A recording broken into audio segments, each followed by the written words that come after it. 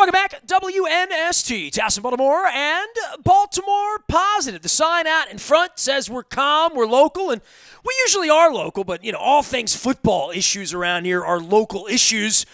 As we get into the 4th of July and patriotism, I thought I want to get some of my buddies on who do sports for a living because I have not really had a sports conversation since about March 13th. I have not bothered Jason Cole, my longtime football insider and friend. You can follow him at Jason Cole62 out on Twitter. He has a book on John Elway coming out, which is sure to be popular here in Baltimore, Jason.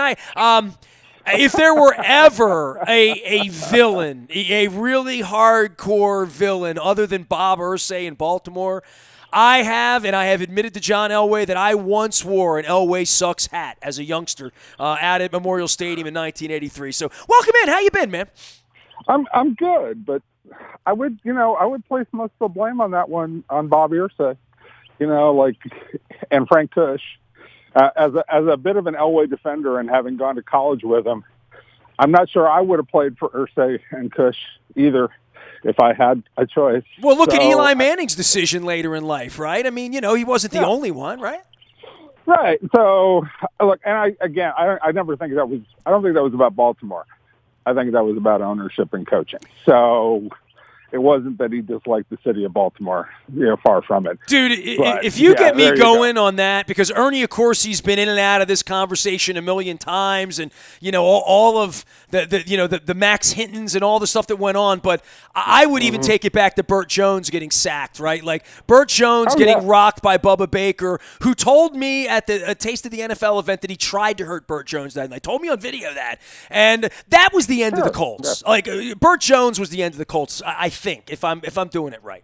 Well, yeah, I mean, there's a lot that goes into it, but the sale by Rosenblum to Irsay, we could go back that far. Fair enough. But there's a lot about Bob Irsay that simply didn't work. But just be thankful you got a better owner now in Bisciotti and a better run team, and things are and a far better stadium, obviously. Because we're about to talk about a football season that I really don't think is going to exist in any sort of way that, like, hey, I'll see you in Houston in a few weeks, Jay. We'll be at that Ravens game. Let's go with Deshaun Watson and Lamar Jackson. By the way, where are you? Because the bird sounds lovely. I just want to know, because I want to get a picture of where Jason goes. I am walking around Gainesville, Florida as we speak. So there's a little pathway that runs from one of the main thoroughfares toward one of the elementary schools. It's where the little kids walk when they're going to school. And I'm on this path because it's nice and wide open, except for a few stragglers like myself. So, is there any chance that like Ben Montench got inspired there, or Tom Petty wrote "You're So Bad" or anything? Is there any chance of that? Oh, absolutely, because they went to school, I'm going to say 2.5 miles from here, and this would be when they grew up in the 60s and early 70s in this town. This was all swamp. So when they were called Mud Crutch, nice. I would say that this was probably the area, like when they were thinking about Luna and some of the imagery of the South. Yeah, it was probably in these woods or nearby. I saw Mudcrutch at the 9:30 when they put that thing together a couple of years ago. So I feel very blessed. Yeah, I mean, that was a good night of music, and I saw the end of the tour. Actually, one of our compadres, Mike Silver, and I bumped into each other the last night we saw Tom Petty alive. So at Red Rocks, that was a hell of an evening there. But Jay, the football thing, let's start with that because I want to do a little politics with you because I want to give you a chance to talk about that and your Elway book, of course. And you've been tweeting about baseball, and we have sports. Love baseball. I know you do. And sports is what you've done. It's how you fed your family. It's how I fed my family. I've never thought about a life without sports. I've thought about my life without sports or what would I do without sports. But I never thought about it shutting down. Just give me like a big picture on day 120 or wherever the hell we are here as we're trying to eat hot dogs and figure out whether baseball and football are going to happen here. Like, just the fact that sports has done this at this point in our lives, this has really been a wild, wild period to have survived through and been alive for, to see this in America. Yeah, I think it's one of the most negative periods in the history of the country. I mean, the last 6 months. And that's not all on the president or police behavior or looters or any number of things that you want to blame for it, depending on what side you're on and how you see the argument. Okay, there's just an incredible amount of tension among people. So a lot of it has to do with they don't know if they're going to be healthy, if they're going to live. They don't know about their job situation. But also there's no distraction. Like there's nothing for them to go to the bar and sit next to somebody who they maybe don't know that well, or they know a little bit, and they probably have some disagreements about, but they can just watch a game and they can cheer for the same person or the same team or whatever it is they want to do. So sports, as much as sports is meaningless in the grand scheme of things, it is meaningful from a standpoint of providing entertainment and some downtime and something for everybody to share in and build some camaraderie. All right. So that value, I don't know what it is. We pay an awful lot of money for our sports and to be entertained, but it is, as everybody says, it's something that brings us all together. It's something that lightens the mood. It's something that changes the discussion from being completely negative and politics driven or circumstance driven to something that's just pure fun. And so I think we've seen the value of sports and what it can do during this past, again, 6 months, 4 months, however long the complete shutdown has been. Well, the last couple days, I've seen Ken Burns wax on and wax off, and John Thorne wax on and wax off, and I've tipped my cap several times, being an Aparicio and a son of an immigrant myself, and Jackie Robinson and all that. Baseball saved us after the war. My dad would always tell me when Ted came back from the war, it saved us, And I was around here. I was in the epicenter, right? Cal Ripken saved baseball. And I watched the McGuire-Sosa fraud thing a couple of weeks ago, and I was in on all that. I was reporting on all that. The Brady Anderson hit 51 legitimate home runs. Just ask him, So, yeah, sure he did. He's still, 25 years later, will swear every one of them was legitimate. And Sammy Sosa, I don't even know what to make of all this, but baseball's not saving us, Jason. And I don't, and beyond all of that. Look, sports doesn't save us. Okay, that's not what it is. Okay, it saves us from. It just saves us from anger all the time. I gotta say, I find myself just drawn into being ticked off about American leadership. We can get into that more a little bit later. No, jump back, please. That's where we're not sticking to sports. It really has crossed the streams with Colin Kaepernick, where 2 years ago you and I were talking about him being blackballed and scratching our head and saying, well, is he washed up? Is he this or is he that? And Chase Daniels get $13 million. Look, he was blackballed. Anybody who's logical knows that, all right? He wasn't washed up. He may not have been great, but whether that's cool or not, whether it's cool to blackball people in the modern era, right? Look, but it's an entertainment business, okay? You can't. I always say this: there are lots of athletes who've been blackballed, whether it was Kurt Flood or whether it was Chris Jackson, Mahmoud Abdul-Rauf, after he changed his name, or any number of other athletes. I think Craig Hodges too. You can't insult the audience all the time. Okay, and get by if you're not a star. If you're Muhammad Ali or you're Kareem Abdul-Jabbar or you're Jim Brown, you can say whatever you want. And when you're done saying whatever you want, the crowd may not like you, but they're still asking the question, how much are the tickets? Well, look at Curt Schilling, right? Look at where he is on the cusp of maybe a Hall of Fame career. You and I could sit here and debate that one way or another, but you speak out, and that's the other side of the consequence of this, right? For everyone. Sure, yes, absolutely. Now, Curt Schilling, I think the debate over whether he's truly a Hall of Famer is actually more baseball related, but I do think he'll eventually get in. He probably has a place there. And I'll put his politics aside. And Colin Kaepernick, I'm willing to put his politics aside because I think he deserves a chance to play. He's one of the best 30 or 30 quarterbacks, 45, 60, whatever number you want to put out there. Now, my question is, does he really want to play? But you can only find that out if you call him and you say, okay, here's a minimum contract. Are you in or not? And he may say, no, I think I'm worth $10 million a year. At that point, you say, sorry, bud, I'm out. Okay. And if that's the case, fine. But there are lots, it all depends on the situation. And so I would say this, I would be calling Colin Kaepernick. Like if I'm the Los Angeles Rams and I got Jared Goff and my next three guys have thrown a combined 0, and I'm talking about 3 guys combined, 0 NFL passes. If I'm the Los Angeles Rams, I'm looking going, that Kaepernick dude might be able to help us. If we get an injury to Goff, like we'd like to be able to compete, and that guy may be able to help us compete.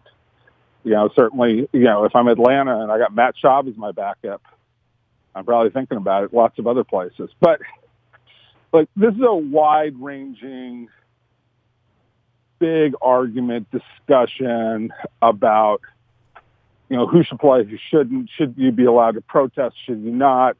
Where does protesting, become looting? And the thing about it is, I love the discussion, but could we just get back to the problem, which is we've got bad cops out there who do bad things. Not all of them, by far. The overwhelming number of cops do a good job, right?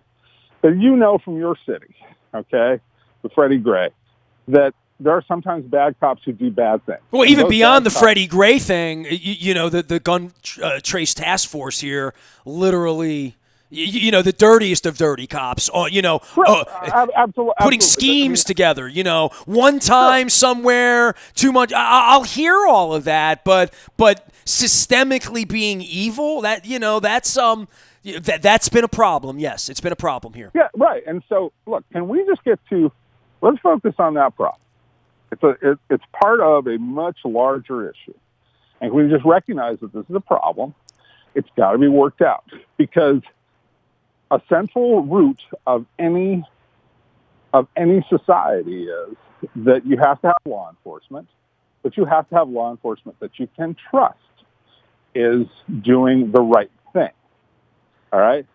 If you don't have either of those things, your society breaks down in a hurry. And I've been in those places where that happens, right? Like I've been on back roads in Mexico and in Venezuela where when the policeman pulls you over, whatever he would do to your wife, your sister, out in the middle of the field, there are no laws other than pay me $100, whatever it would be, and we'll make it go away. That the world works that way in a lot of places, and unless you get outside of America, you can't appreciate that. But of course, if you're in certain scenarios in America and your skin's darker than, let's say, yours or mine, it's all you lead a whole different life. And I think that's something that Colin Kaepernick tried to bring up a couple of years ago that a lot of folks in press boxes and Jerry Jones didn't understand and didn't want to make the American people understand that maybe they understand a little better here as we get up on having the 4th of July barbecue, Jay. Right, absolutely. Look, and what they don't understand a lot of the time is that not only do bad cops undermine the trust of general society, right? But bad cops hurt good cops. And this is the argument I always make to people who are, well, we want to have law and order. Okay, if you want to have law and order, take care of bad cops. Because the bad cops endanger your good cops and make it harder for the good cops to do their job. It makes it harder for good cops to run society. It makes it harder for society to run in total. So this is a systemic problem that revolves around training people better, teach them how to react, get better people involved, and make sure that, once you have things going the wrong direction with people, get them out of those jobs, whether that's reassigning them or firing them.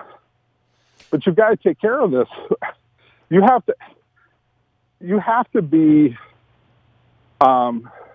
absolutely 100% on top of this at every moment falls apart. And that's where there is no simple answer to this, but it is the root of the problem.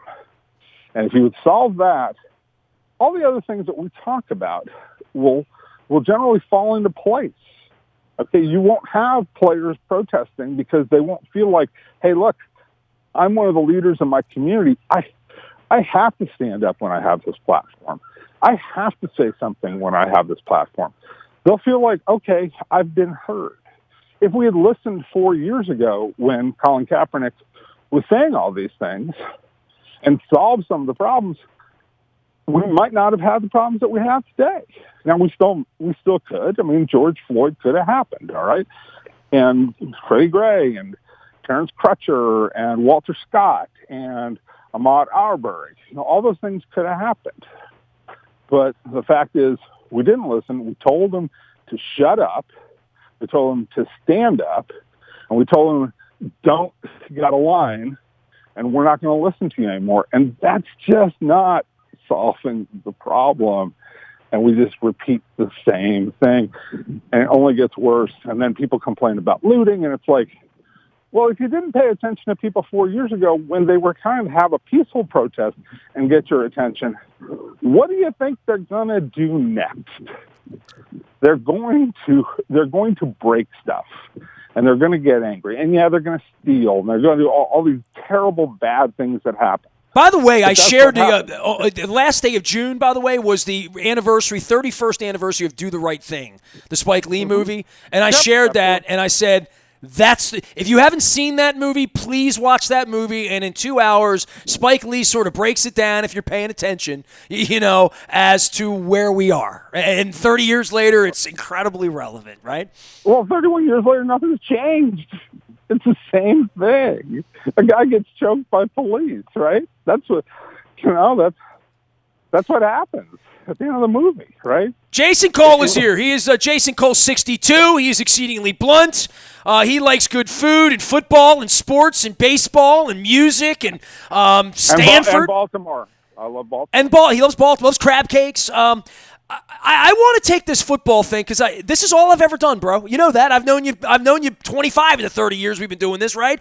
And we do football and crab cakes here, and it's baseball season, but there ain't no baseball, but there might be baseball. And once they play, they're going to be 12-48 or whatever god-awful thing they're going to be because they're not even trying. And then we're going to try to play football.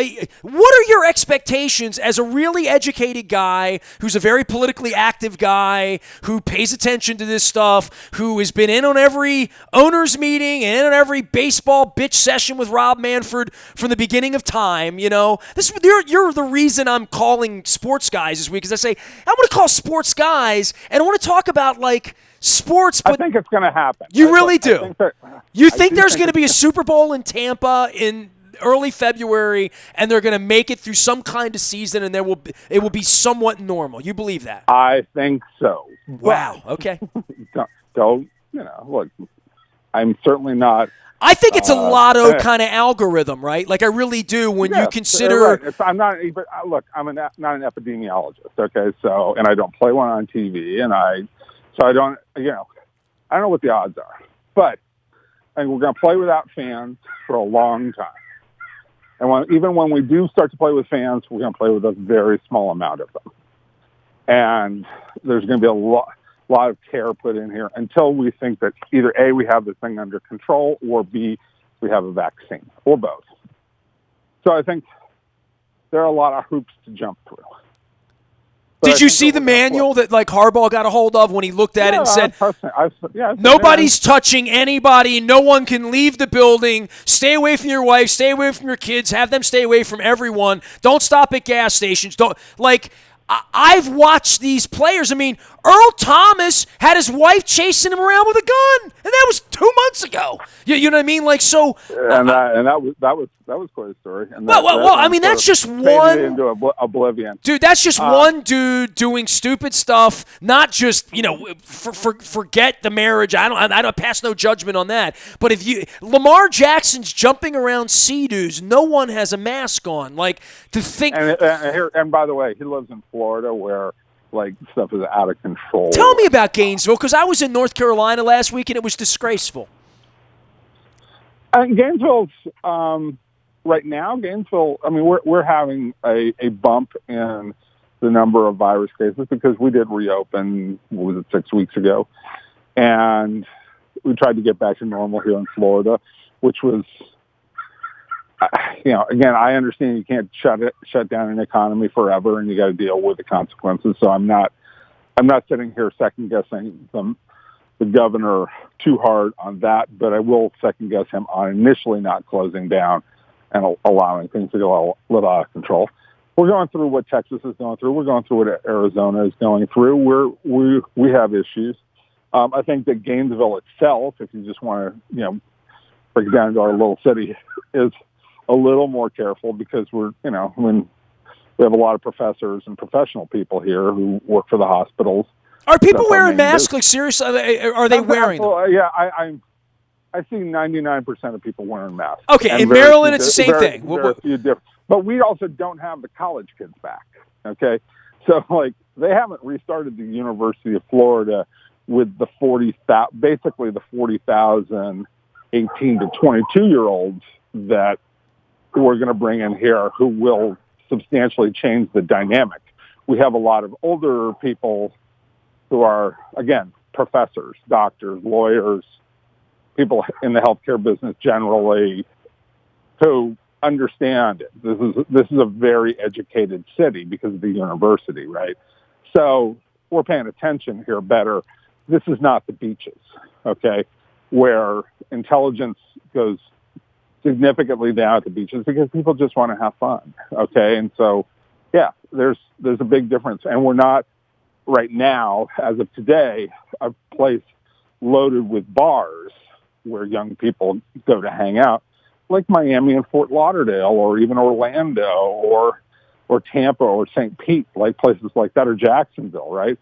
That's not what we have. So we're okay here, but I know what the rest of the state is like because the rest of the state has a much different demographic than this particular place. Well, you think they're going to play football. Give me this scenario, and, we cover football for a living. It's important to us. I have a flight to Houston in September. I have a flight to Foxborough in November. I don't expect to see Cam Newton. And more than that, the way we've covered sports, I'm not going to be in a room with John Harbaugh for a year and a half, right? Lamar Jackson doesn't know who I am now, and he's not going to know who I am in November, and I'm not going to be in a room with Lamar Jackson for a long, long time. Correct. We're not going in locker rooms. If we're on infield at press conferences, it's going to be very carefully orchestrated with 6 feet between seats and people, basically yelling out questions or doing it by Zoom the way that it's being done right now. So, or a lot of stuff that's being done by phone. So the business just changes, and that's okay. You adapt because at the end of the day, it's still just a game. It's not life or death. It's not the government. It's not people in a hospital. So we're going to be fine. And it's going to be way different with, stadiums that have no people or, at best, 25% of the fans show up, if that. So, we're going to probably have to deal with a year, maybe 2 years. It's like this. We'll see when the vaccine comes in. We'll see if there's herd immunity. Again, these are all medical questions that I have absolutely zero expertise on. You were pre-law at Stanford, not pre-med, right? I was, yes, and I wasn't very good at the pre-law, so that's why I ended up in journalism. So, you were pre-law. I was a poli-sci major. So I thought you were, and that's why, good. That's exactly, because I'm looking at you and your fraternity and the Beat Cow thing on the front of Jason Cole 62 at Twitter, and I was going to turn this to say, all right, before we go then, and you're preaching calm, and we're going to play football, and guys are going to stay safe. I'm not buying that, by the way, but your poli-sci. I think there's too much money involved in it to bring it back to poli-sci. There's too much money for it to not happen. Okay, for them not to try to make it happen in the same way that there was too much money for Ron DeSantis to not try to open Miami Beach. Absolutely. So I get it, and let's take it to poli-sci. Jason Cole, longtime football writer. This is the real reason I call. 20 of your last 23 tweets have something to do with Trump, something to do with this bimbo who stands up in front of America, who's apparently married to a former Baltimore Oriole relief pitcher. As well, I almost ran for mayor of Baltimore, Jay. I mean, I've taken the last 18 months. I put together a platform. I'm not running. Brandon Scott won. Sheila Dixon didn't win. It's all cool. I'm in the Baltimore positive space. I've been doing tons of crime and education and politics and all of that. All of it born out of one thing, Donald Trump winning the presidency, because I'm pretty convinced had the Russians not gotten involved and how Michigan and, and Pennsylvania figured things out and, gone in a normal direction and not voted for this deranged maniac, this TV con man, that our lives would be exceedingly different even in the middle of what may have been a pandemic or may not, and I'd still argue that at this point. Even if Mitt Romney were the president in his second term, I'd argue that. I just want to give you some oxygen to say whatever it is you want to say about voting and this country right now, because I respect your thoughts on this, and I haven't usually opened the platform up like this back in the day when it was like, hey, tell me about Tom Brady as a Buccaneer, how about that Cam Newton as a Patriot? I don't think they're playing football, so I'll go that far that I'd rather talk about stuff that's way more important, like who's going to be the president. And I appreciate it. Look, I think that Joe Biden is going to be the president based on polling, and I think that, look, overwhelmingly the president. Yeah, look, people are not working, and that's his whole platform. I mean, the economy. Look, I don't want to scare people, but I think the economy is going to take a much different turn here pretty soon. And I think we're headed towards some very disastrous results. And I don't know that Joe Biden's getting elected because he's such a great candidate. Okay, just like Hillary Clinton lost, she's a terrible candidate. Okay, she didn't know how to relate to anybody. But I think that Joe Biden's getting elected because people don't like the status quo, and if you don't like the status quo, you're voting out the status quo. And in this case, this is a really unlikable person. And I think people are starting to see it. Now, he's got his loyal followers, and he might get reelected. I mean, it might happen. Okay, because again, Biden's not a great candidate. He's not somebody that everybody's getting behind. So I don't. Well, he never won a primary, right? Like literally until South Carolina, right? Right. And so look, Joe Biden's not a great candidate, but yeah, people hate Trump more than anything else. So do I think that Trump's getting voted out? Probably, but I don't know that for sure. And I think that this whole thing is so volatile that the next 4 months could completely flip it around. But I think that the next 4 months are still going to be bad. Okay, I don't think the coronavirus is calming down. I don't think people are going to go back to work very soon.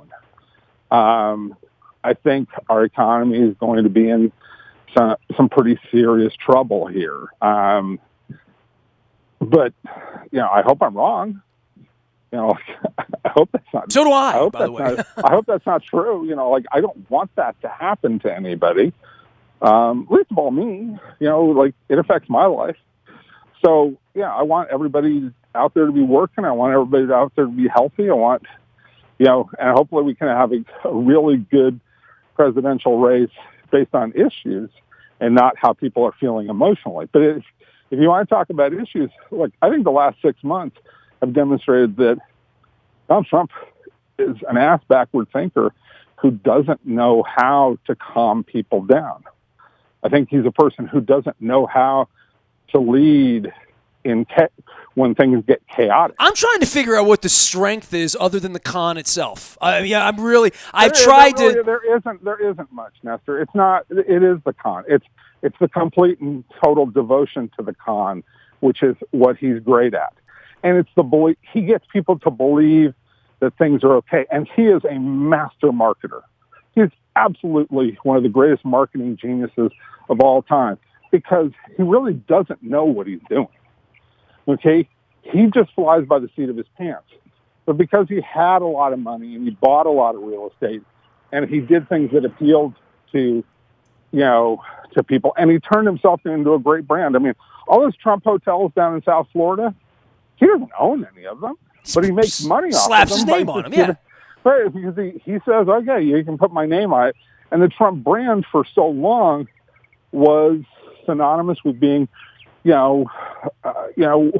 wealth, with being wealthy and, having that lifestyle of the rich and famous. Okay. So he was a master at that. But being president is not being a businessman. It's being a skill set.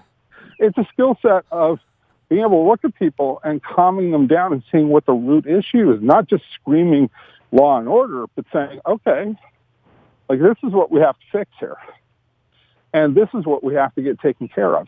And I say all of this, and I say a lot of negative Trump stuff because, look, I think he's one of the worst leaders I've ever seen in my life. My problem is I'm looking at my side. I'm a Democrat, and I'm going, we're not putting up the greatest candidate of all time. We haven't the last two elections. We're not putting up to somebody who has a great skill set for leadership. Now, he's a calm, nice man, and that's okay, and that's fine, and sometimes that gets you through a lot of things, but he's not a calm, nice man with the presence of like a Ronald Reagan who can stand up in front of people and say, hey, look, we're going to be okay, go this direction. I wasn't a Reagan fan, but he could do that. He could sell calm. He could sell leadership. He could get people behind him. And, he could get the troops moving in the right direction. That's why Reagan was such a great leader. We don't have that right now. And Hillary was one of the most unrelatable people of all time. So what I always feel bad about is I look at my kids, both of my sons, my nephew, my stepdaughter, all these other young people, and I say, I'm sorry, but we put up two of the worst election choices in the history of this country in back-to-back elections. Trump Clinton and now Trump Biden. I think Biden will be better. I think he'll turn things around. But I can't say that. Like, I just more than anything, I just look at it, I'm disgusted by the leadership that we have in the White House right now. But the Ravens might win the Super Bowl if there's a Super Bowl, if there's a season, right? They might. Well, I just bring on Jason Cole to talk football here. We do 30 minutes of everything other than, hey, my team was 14-2 last year, and they'd be pretty good. Like, if there is a season, I should feel really good about it because we, have the best players. Look, he's fascinating. I love Lamar Jackson. I'm hoping that he becomes a more legitimate thrower from the pocket. I think he made huge strides last year. And I've told this to John Harbaugh. I've told it to lots of people. I think the most important thing that Lamar Jackson did was he became a serious passer from the pocket, more so than he ever was in college. Is he serious enough, however? I don't know. I really don't. I don't know that when they play soft coverage against him and he doesn't have the interior running game next to him to take advantage of that softer underbelly of a defense, I don't know that he can become a pure thrower against playoff caliber defenses. And that's what Tennessee did to him, right? They forced him to throw and be decisive in the pocket, and he wasn't great at that. So he's got to take that next step. Now, what he did show me last year is I think he's capable of learning that and getting there, and he's serious about doing it. As he's doing it, and if he's that person, then and he becomes that kind of passer, then you're talking about not just the MVP, but you're talking about a quarterback who will guide you for 10 or 12 years. Now, you're going to have to run the last as time goes on because you don't want him to get worn out. But as of right now, look, there's a lot to like about Lamar Jackson. I just think that the passing part of it has to become more proficient. Well, he hated losing last year to the Chargers, and obviously this Titans thing is probably not sitting well. Elway, the book's coming out. When is this happening so everyone in Baltimore can ignore it and be angry and do all that? I need sales. I understand it. When I did Purple Rain 2, okay, were you at the game when the Ravens Broncos 6-quarter game all night, 2 degrees out?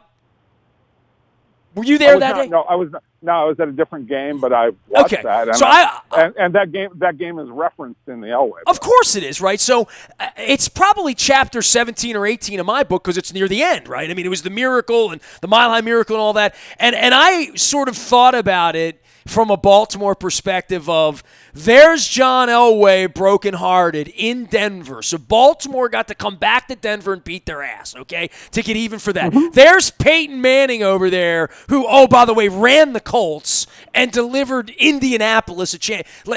And there he is over there, and he's sad, There's Ozzy over there who watched his heart be broken a couple of times by Elway in Cleveland, right? Right. There were so many. It was things delicious. it was, it was delicious.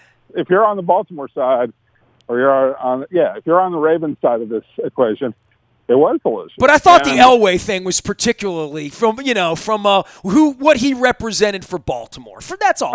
Oh, sure, absolutely. And I would feel the same way if I was a Baltimore fan. I would have said, "Oh, we finally got you. Yeah, you got what you deserve." And look, Elway would probably grit his teeth real close and smile, and then nod his head and go, "Okay, I'll get you another time." And that's how he is, right?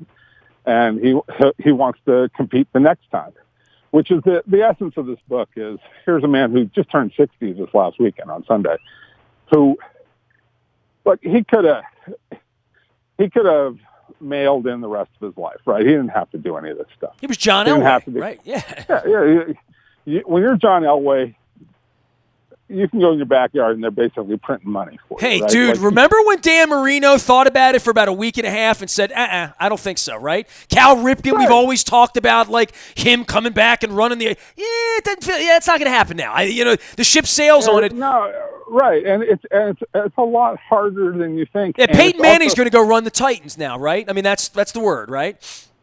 Well, that's what everybody pretends, but you find out, you have to give up. You have a pretty sweet life, and you have to give it up to go chase around a bunch of guys who now think that they're the greatest thing since sliced bread, right? So, it's a much different fight. So the fact that he's come back, I've written this in the book, he's the only Hall of Famer who won a Super Bowl and then came back.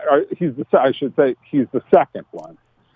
He's only the second guy to ever have a Hall of Fame career, win a Super Bowl, and then come back and lead his team as either a coach or a GM to another Super Bowl victory. It's him and it's Mike Ditka. So Ditka won one, Hall of Fame player, won a Super Bowl as a player, came back and led the Chicago Bears. And then you have Elway, because most people who have Hall of Fame caliber careers win Super Bowls, do those things. They say, that's good enough for me. And they hang it up. They don't keep coming back for it. A few have tried. Bart Starr tried coaching. Raymond Berry tried coaching. There's a few out there. But to get to that mountaintop twice, that's the story that we're talking about. That we're talking about somebody who's, and the subtitle of this book is, John Elway, A Relentless Life. He's a relentless competitor who's willing to put his reputation on the line and do the things that you talk about, which is possibly lose that game to the Ravens when Joe Flacco throws one up and, Raheem Moore is caught in single coverage because they called the wrong defense, which then leads to a nasty argument between John Fox and Jack Del Rio and Elway coming in going, why did you call the wrong defense? Stuff like that. So there's fascinating stories. The stories about, the Baltimore thing is central to it. It breaks down the entire story right down to the details that, Robert Irsay, one of the key elements of making that trade happen with Denver was, and you can go back and look it up, they played 2 exhibition games, the Colts did, in Denver in, I think, 1985 and 1986, because he just wanted to gate off of the exhibition games those 2 years. That was a key part of the trade. He did some of this at the end of the day for money. So I've got all the details of all the trades, what Irsay did, how it played out over those 5 days after the draft, what was said between, Kush, Corsi, Jack Elway, Marvin Demoff, And even, Michael Chernoff, who was the attorney for Robert Irsay, his personal attorney, he got involved in this thing at one point in time. And yeah, he got involved about 4 months later too. Right. He got involved a lot, and so, this is, it's all laid out. And, unfortunately for Baltimore, it's, you guys are. We've had a happy ending twice since then. Come on now. I mean, I'm over all that. Right. But, it is an amazing story of a guy who ran his life his way and continues to run his life his way and compete at the highest levels his way, which is incredibly rare. Most people just sit there and go, look, I played a Hall of Fame career. I won a couple of Super Bowls. I walked away. I'm John Elway. The rest of you can, try and become me if you want.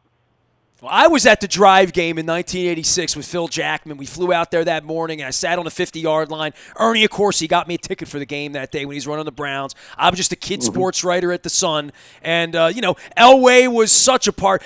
John Elway was the greatest quarterback I ever saw. And the first 15 years on the radio, from 91 to 05, 06, I would have said that. Then the Manning-Brady thing sort of makes it something different. But for me, if you were going to give me one game in the prime to win, give me John Elway, and I'd take my chances on winning that football game. So I am an admirer as much as I can be from Baltimore, Yes, I understand why you would wear either hat or T-shirt that says Elway sucks. I watched that SOB win a lot of football games right around 6:40, 6:45 when the Alcoa commercial was coming on, and he's got the ball wherever it was, Oakland, Seattle, Denver, winning football games. So I tip my cap to you, Jason Cole. Appreciate the time well spent always with you. I'm spending everybody out. Jason Cole 6'2" is the way to follow him. Give a little primer on the book and where to find you and football coverage and all the stuff you're doing. You can find me at Florida Football Insiders. You can find me at Jason Cole 62. You can find the book, Elway, A Relentless Life, at either Barnes & Noble or at Hachette Books. There's a link on my Twitter account, but it's Elway, A Relentless Life. It's coming out on September 15th as of right now. So, if things change a little bit between now and then, don't blame me on that. But everything right now is looking at September 15th. Help me make it a bestseller. I would love that. Well, you know what, man? I hope you get to go on a plane and go out to Denver and sign a lot of books and hang out at Red Rocks and go to Maria Empanada and get yourself a craft brew and enjoy yourself. So I hope you sign a million of them, and I'll get you back on in the football season that you believe is going to happen that I'm not sure of. And when we get to Week 12 and things are normal and there's no virus and we're all going back to games, I'll say Jason Cole told me first. Yeah, because I am the expert on that. Hey, I love following you, man. Thanks for coming on. All right, dude. Talk to you later. Jason Cole, 6'2", the way to find him at on Twitter. Elway is the book at Hachette Books.